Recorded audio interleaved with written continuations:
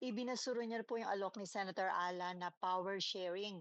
Handa pa po ba kayo na makipag-usap sa kanya? Ang advice po na Malacanang, huwag magtiwala kay Senator Alan. At any comment po dun sa sinabi niya na dalawa daw yung Senate ngayon, Senate of the Philippines at Senate of Malacanang? There's only one Senate, no, yung Senate of the Philippines. At nakita naman natin yung proceedings nung June 3 na nag-elect ng isang Senate President pro tempore at nag-designate ng isang acting Senate President. So, yun ang rine-recognize ngayon ng ng mga ibang branches of government tulad ng House of Representatives.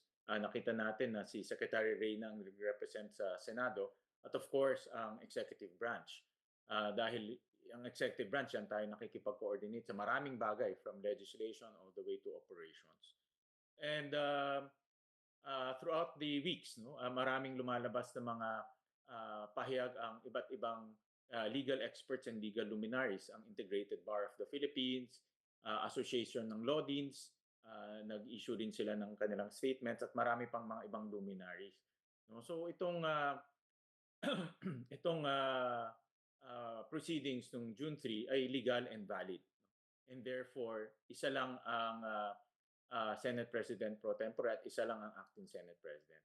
Pero totoo na merong dalawang grupo, no? Yung grupo ng majority na merong 12 votes at yung grupo ng minority na merong 10 votes. So open pa po kayo na makipag-usap kay Senator Alan Cayetano, sir?